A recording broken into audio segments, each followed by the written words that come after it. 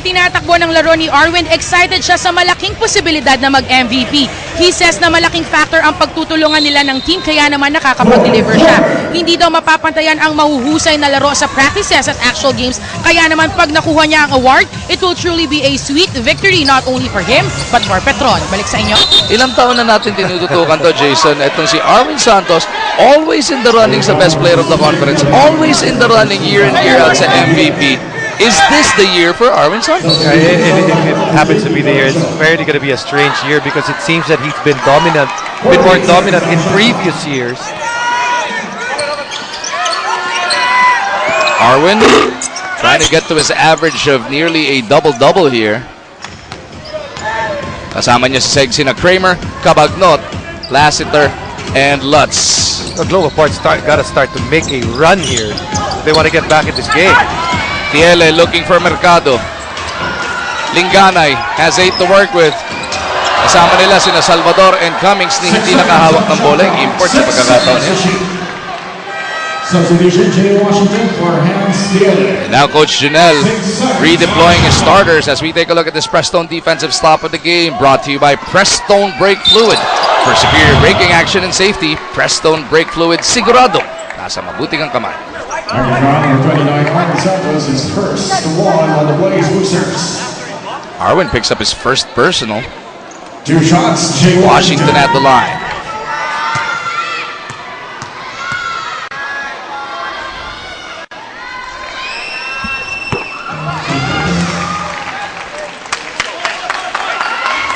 Jay Washington trying to wake up the other 4 guys on the floor with him.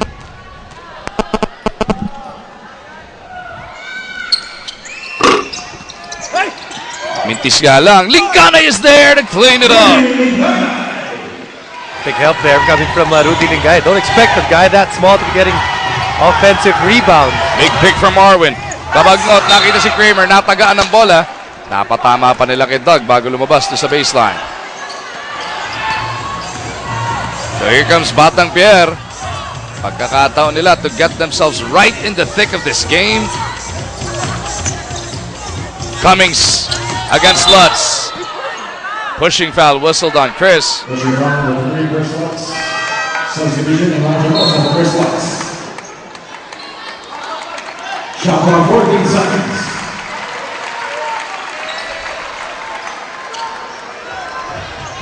Linganay kontra Cabagnot. Inaantay etong si Mercado na kumilos. Lassiter all over Sol. Takes it to the basket. Foul on Lassiter. Interesting move on the part of Coach Janelle, putting Sol Mercado at that off-guard spot, really allowing Sol to go, okay, you don't have to create anymore for your teammates. Let's try having you create some shots for yourself, because right now they need some scoring, and he's one of the guys that can, pretty much score very quickly. Mapapanood na ang Cine Filipino Film Festival simula September 18 hanggang 24. Cine Filipino, kwento ang ani. Split. Galing dito kay Sol, cuts this deficit to 13.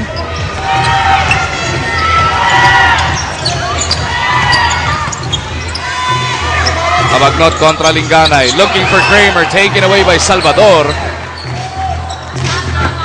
Mercado to Cummings, sidestep move, fouled in the act.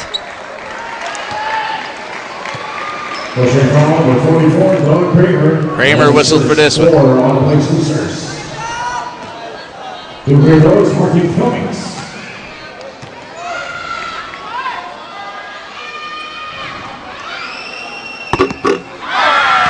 Substitution, Junior Parker for Del Primo, Chico Lanenda for Alex Salvador. Daming nasasayang ng Global Port dito. Ultimo free throw, no, Jason? And when you're down this much, and you can see that you don't really have the momentum on your side, you got to get these free throws in if you're Global Port. Is that what? 4 of 7 now in this quarter. Wala sa free throw line. Lanete. Dadaan sa pick ni Fajardo, nakakapit sa jersey. Itong si Salvador.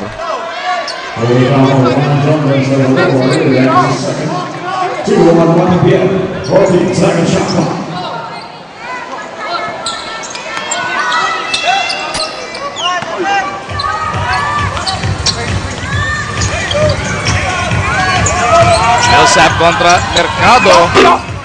Nice no shot. That's a On the follow, Arwin gets a board and 2 points. 11 points para dito kay Santos.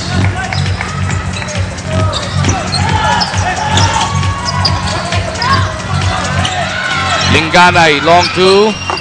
That's good. He's been pretty effective ever since pumasok. Ito si Rudy Linganay. He's helped out his team.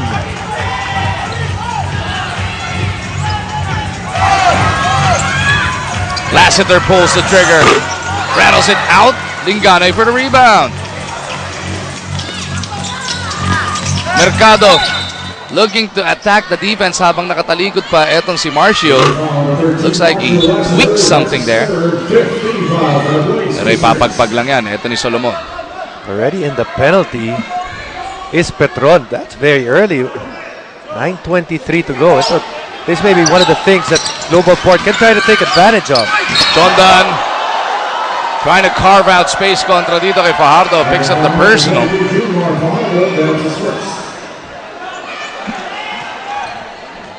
Two free throws, Jordan to the floor.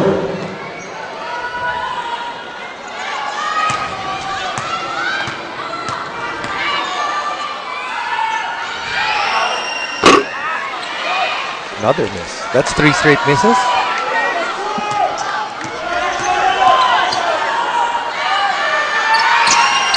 Ganda pala nung tattoo ni Jondan, no? May mga bulaklak. Bulaklak ba yun? Nakakatakot na tao sa may bulaklak.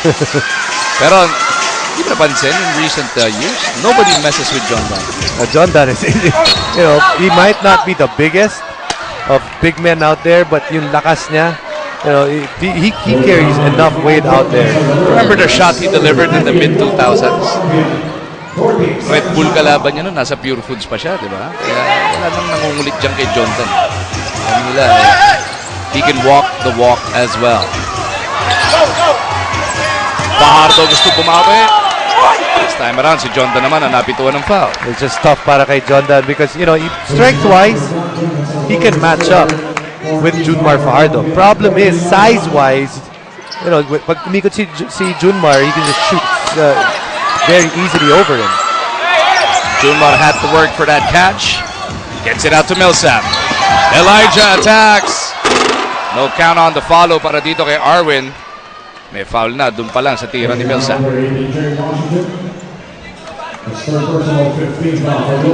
of a sudden, this game is going to slow down. Agad nakapasok sa penalty yung Petron. Global Port, just a few seconds after, pasok na rin sa penalty. Walang iwanan.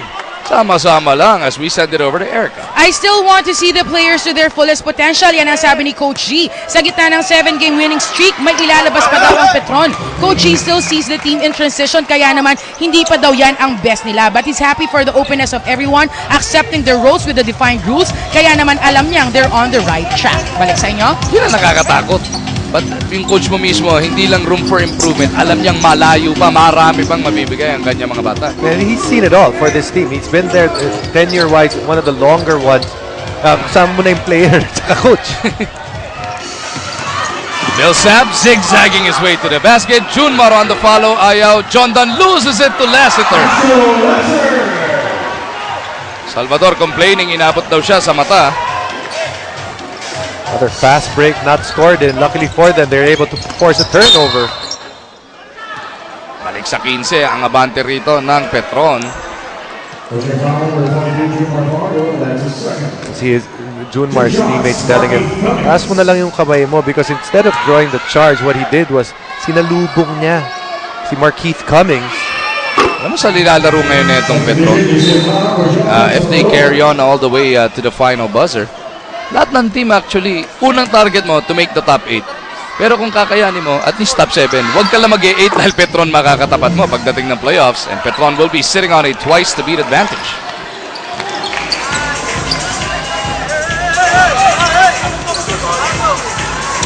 Only team so far this conference that have really put a gap over the other teams. Santos, Matalas, Millsap gets them another possession. Pardo bothered by the defense of Global Port. Foul. Dito yata kita. Whistle foul over 22, Junmar Pardo penalty. Oh, Junmar Pardo is whistled for the foul. Substitution in for Rudy Ganay. Patuloy ang aksyon dito sa IBC as we remind everybody na mamaya po mapapanood natin yung airing ng PXC 39 on Action TV. Pagkatapos po yan, netong PBA, it's more fun with Philip. Ano? It's more fun with Philip. Alas 9 po, mahamayang gabi.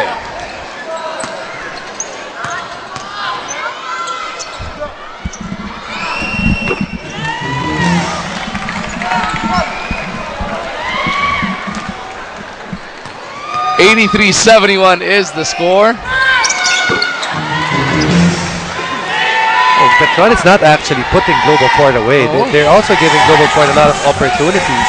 11 na lang to ha, at binalik pa ni Coach Junel etong si El Granada. He had his first field goal late in that third quarter. Tingnan natin if he can find the magic once again. Foul-filled fourth quarter. Ano, ang Petron 9:30 plus. Nag-penalty. 9 minutes plus. Sumunod naman ang Global Port. Ngayon 7:32. Free throw shooting na time na naman tayo. Free throws, Elijah Masset.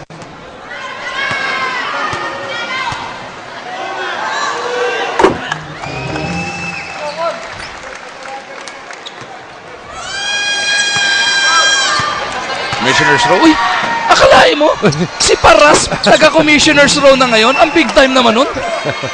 Ang ginagawa nun dun? Ba't hindi pinapaalis ni Boss Willie, no? 85-72, si Benji Paras po. Makakasama na naman natin mamaya after this game sa Sports 5 Central. Mercado, jumping a pass to Washington. They go to the long ball.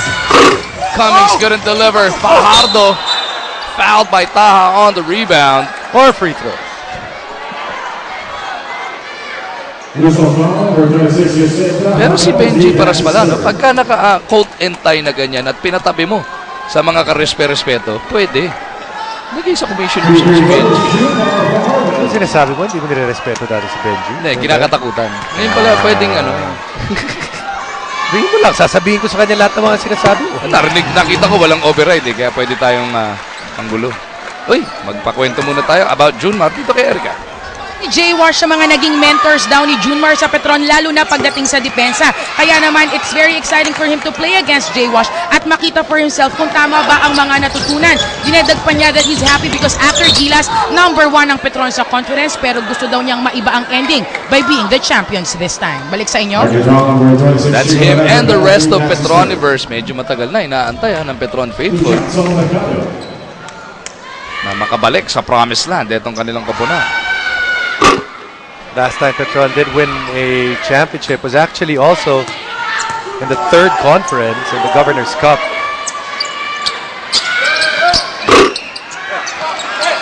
Jay Washington was part of that crew. At ang nag-final sa MVP pa wala na rin sa kanila, si Jonas Villanueva. More free throw misses by Global Port. Might just haunt them.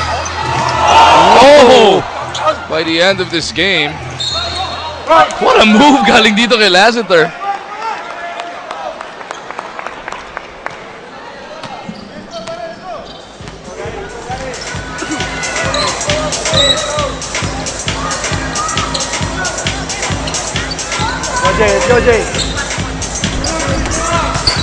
Washington, shake, bake, pasa kay Gary for the 2 points. Good job on the part of Gary David, moving without the basketball, making himself available, but not scored that many today. That cuts the deficit to 12. Etong Global Port na shot 7 of 14 from the free throw line in the fourth quarter alone. Would have been 7 extra points. Down by a dozen right now. Nakakuha na naman sila ng bola dito. Gary on the run. Attacking the lane. Fishing expedition si El Granado doon. Elijah Millsap, he's close to a triple-double and also close to a quadruple-double. 8 turnovers, 9 assists, 13 rebounds. Yun ang masakit na quadruple-double. Both teams not really taking care of the basketball very well. 23 turnovers para sa Petron, 21 para naman sa Global Port. Sumabay yung sloppiness sa lamig ng panahon. Ano? Maghapon na kasi umulan eh. Mula nagising ako kanina, umuulan eh. Gary D goes 2 for 2. And that brings Global Port to within 10 points. 30-second timeout para kina Coach G. Some cause for concern here, Jason. You know, and if you're Coach G, what you don't like seeing is your team looks like they're not. This is not the team that was in that 7-game win streak. They look sloppy today at times. Yes, of course, at times they've also looked like that. I mean, there was also highlights for them, pero in general, this is not the team. They scored 50 points, over 50 points in the first half, and all of a sudden have really slowed down in terms of scoring, especially here in the fourth quarter. 54 nga ginawa nung first half. Ano ngayon? Ilan niya? 32? 32 pa lang ginagawa the entire second half. As we remind everybody na this coming Wednesday, patuloy ang bakbakan sa pwestuhan. Alaska kontra Barako Bulls sa first game alas 5 ng hapon bago yung salpukang Talk and Text at Rain or Shine. Talk and Text. Only team that changed an import. At eto pa nga lang, actually sa Wednesday pa officially.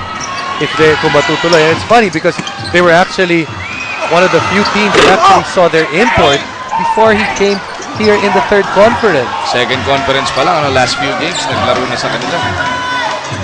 Tony Mitchell, pero they have decided to go a different way as Washington is fouled by Fajardo.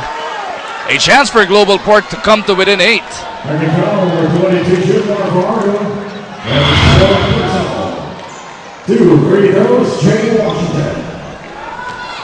Tandaan natin itong Petron, kahit ano mangyari in the next 5:32 of this game, will be entering the playoffs as the top overall seed. Hanapin nila kung sino mag-end up as number 8.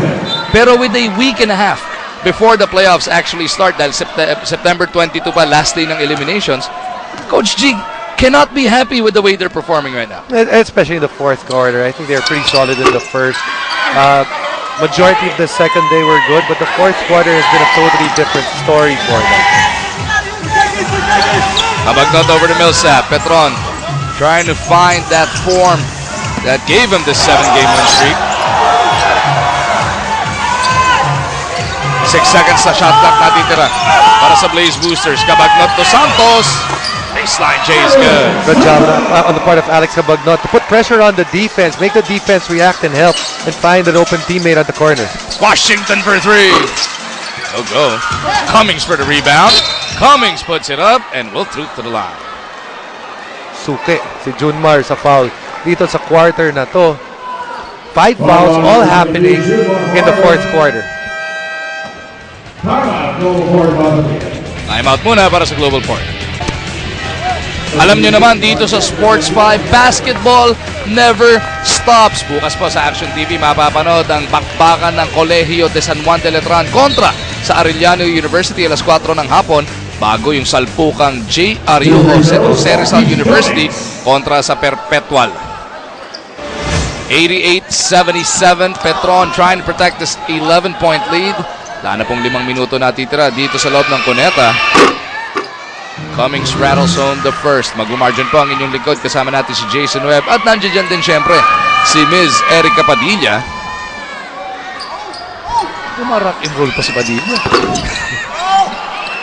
Uy, mintis yung pangalawa. More missed free throws here as Arwin's in trouble. Tied up by Gary.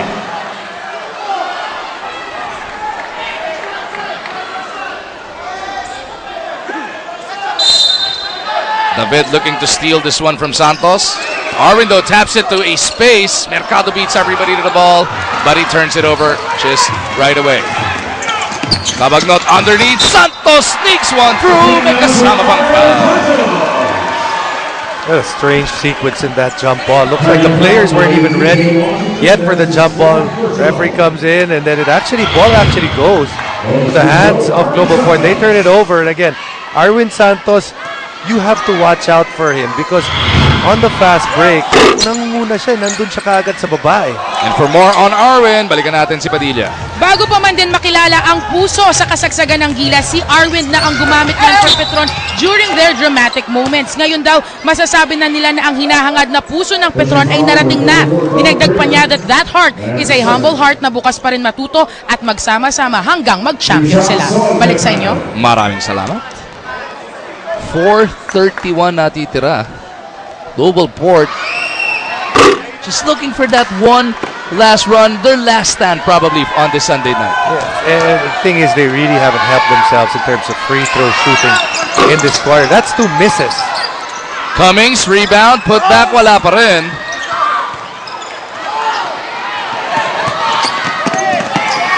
Triple-double. Habagot with a reverse. Millsap with a dish. Alex loving it. Sabi niya, teka, that's my line. That's my job to pass that off. Been waiting for this last assist to get the triple-double. It's Elijah Millsap. Gets it. Kulang na lang yung quadruple-double. Dahil 8 turnovers siya. Dalawa na lang. And Coach Janelle has seen enough. 4:21 natitira. Global Port looking to wake themselves up as we take a look at that trip dub already put up by Elijah Millsap. Full timeout ba to o 30? 30 muna yata gagamitin ni Coach Janelle dito. Yung mga magpapaka-cool na rin ako. Trip dub! Yung ba tawag doon? Pwede. Trip dub! Hindi, nabitin lang ako. As we invite everybody once again na manood mamaya po sa Action TV alas 9 ng gabi ang PXC 39 ere. Pagkatapos po yan mamaya, manood muna kayo ng Sports 5 with Aaron Atayde and Benji Paras. Tapos lipat tayo channel sa Action TV. Global Port a total of 14 of 26 free throws all night long. And here in the fourth quarter alone, Jason, 11 of 22. Getting most of those free throws in the fourth quarter. Imagine they actually only had 4 free throws coming into the fourth. Tandaan natin, binanggit mo kanina to. More than 9.5 minutes pa natitira sa fourth quarter na penalty ang Petron. Global Port though could not make them pay. Nabalik pa ulit dito sa Blaze Boosters ang bola.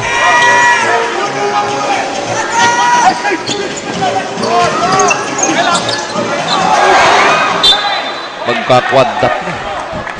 9 turnovers. Pang ilang turnover yan? 9. 9 na, no? So not all good news para kay Elijah. But if you are from the coaching staff or a member of Petronivers, nakakatawa yung inupuan ni Coach Janelle. Yan yung mga, yung inupuan niya, yun yung pang substitution eh. Dito siya sa ano. papasok ba si Coach Janelle? PABL ulit You're a member of Petronivers. At least ngayong gabi, medyo sloppy yung inyong team dahil non-bearing game naman. Pero it looks like by all indications, you will coast to the victory instead of the next round when you see them back again pagdating ng playoffs. This might be a team that... Kabagnot crashing to the floor. Was it Taha with a hard hit or was it David? Alex just shakes it off. Going back to my point, this could be a team that they could face when nagkaroon ng 1 versus 8. Kabagnot misses on the first.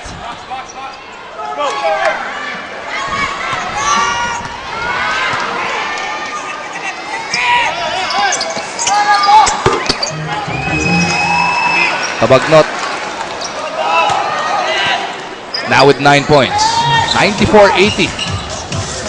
Balik sa 14 ang kalamangan dito ng Petron. They've been coasting. Biggest lead of the game was only 17. Tama naman firepower na itong Petron. Who can ever forget that talk and text game kung saan lumamang sila ng hanggang 42. Yes, sir.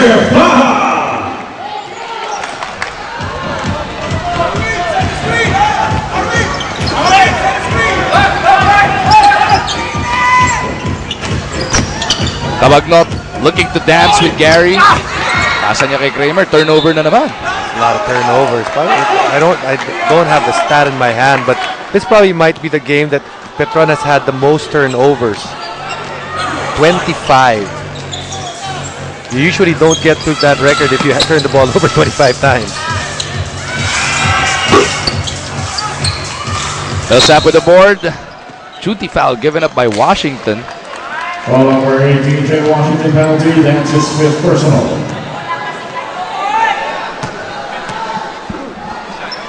So Millsap will trip to the line for 2 shots.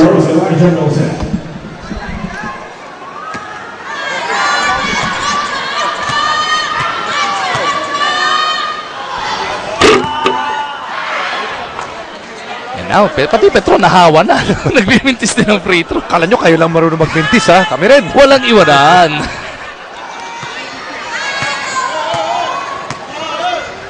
Pero with a week and a half to prepare, we can have at least to prepare para sa kanila makakalaban. If we're not mistaken, September 25 ang umpisa ng playoffs dahil 22 Sunday matatapos ang eliminations. What a wonderful day. Oo nga. Big day yun ha, September 25. Pati yung magdamag nun. The next day. Oh, hanggang sa ano. Malamang either malamang nga, doon na po ang simula ng playoffs. If we are not mistaken, stay tuned for more updates. He's played well, Marshall Lassiter. And his three-point shooting has been key, giving us big lift on the bench. 98-82 as the 2-minute warning has gone off. Petron Blaze on their way to 8-1. What a journey para sa koponan na to. Even for their head coach, Gia Vanilla, was named just a couple of weeks before the start of this tournament, Jason. And you know, for Coach G, who came in late, you'd see the success that he's having. And just looking at the other league as well, the team that he had left, Coach Juno Sauler, also having a lot of success. So, number 2. Ano? 1 yung Petron, 2 yung Lasal. 98-83.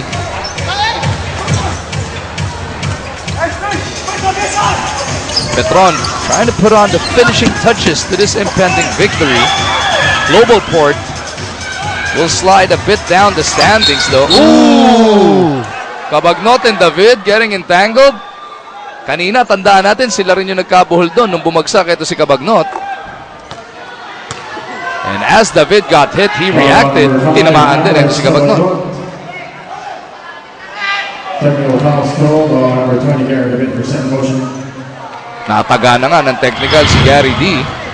see it right here. Alex goes for the ball, called for the foul. Alex is going to shoot the technical free throw. Color developing here between those two.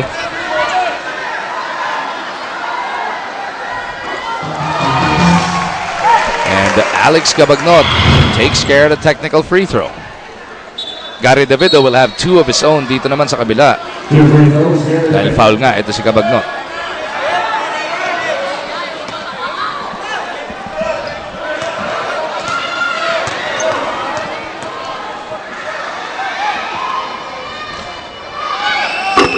Washington having some words for Cabagnot.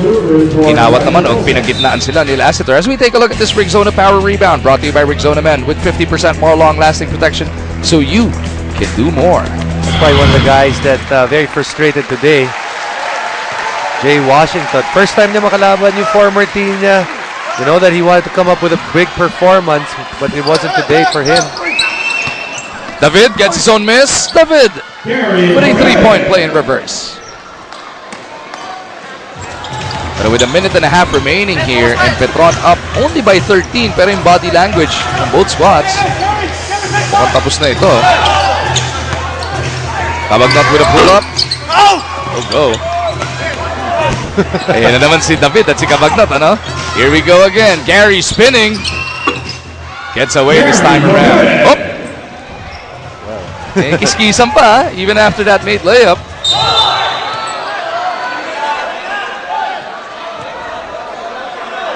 Well, on number 20, Gary David, penalty. That's his third.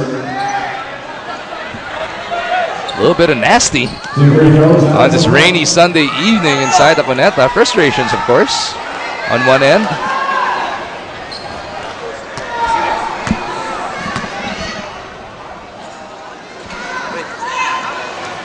Cabagnot takes care of the first free throw. Player of the game natin, Jason? Marshall Lassiter, 18 and 2, pero yung sunod-sunod na tres niya kanina, no? And the high field goal shooting, 7 of 11, as well as 4 out of 5 mula sa 3-point range. And can almost say it was that first quarter when nung kumawala yung Petron, hindi na rin nakabalik ng husto. Itong Global Port came closest at about 4 points, if I'm not At the mistaken. half. Yung late second quarter run nila, no? Gary David hoping against hope here. They're gonna have to do it the harder way now.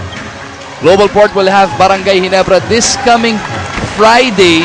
At yung implications ng ball game na yun, hindi mo matatawaran, Jason. Those are teams battling at the bottom of the standings.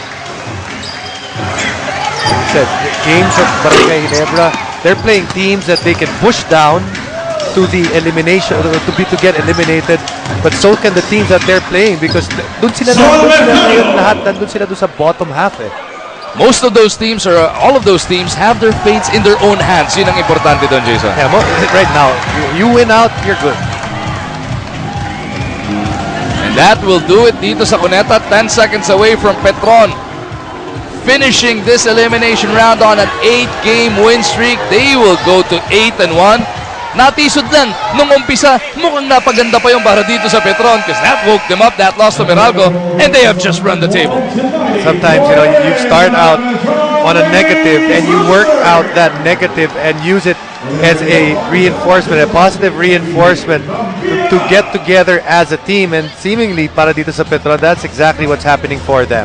Jay Washington, sinalubong naman siya ng pleasantries ng dati niyang mga kakampi over at Petron. Final score is 101-90. Petron is 8-1.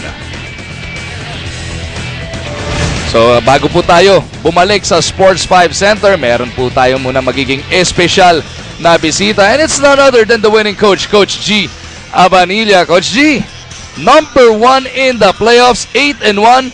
Ang tanong ko sa iyo, Coach G, napaganda pa ba na natalo kayo nung simula doon sa Meralco? Ay, hindi naman siguro, no? But I think, we took it positively, yung talo namin sa Meralco. And siguro, in some ways, nakaganda because we worked harder, we were more focused, and it's good we had this win today. Coach, how satisfying is it for you dahil eto mga player na to, matagal mo lang nakasama, you've been in the franchise for so long, and to have a team that is right now dominating under your helm? Well, I'm very happy, and of course, no doubt this is a very strong team, but being a talented team will just win you games. But I think, having that chemistry, having that camaraderie, and being smart on the floor will make you win some more games. And are those the things, Coach, that turn this team around? Finally finding that proper chemistry? I hope so. Binanggit kanina ni Erica na hindi ka pa naman daw 100% satisfied, Coach G. A week and a half to prepare for the playoffs. What else should we expect from Petron? Well, as I've told Erica, it's still a work in progress because we are in a transition period. And I think we have a lot more things to learn, especially on the defensive side. I think the coaches been doing a good job in helping out and setting the tone for this franchise. Coach G, ito na ang pagkakataon mo, magpasalamat, magbumate, at mag-imbita. A week and a half from now, playoffs na ang Petron. Iniimbitahan ko yung mga Petron Base Booster fans na sana po, supportahan nyo kami. We're doing this para sa inyo, para we'll give out all the best, 100% effort para sa inyo. Congratulations once again, Coach G, and congratulations Thank you. sa Petron. So that'll do it for us inside the Cuneta Astrodome, pero Sports 5 Center is coming your way. Sa ngalan ni Jason Webb, ni Erica Padilla, director natin si Julius Melo, producer natin si Randy Victoria, at statsman na si Roy Lopez. Magumarjo, nagpapasalamat sa inyong panonood. This has been a Sports 5 production of the PBA on IBC.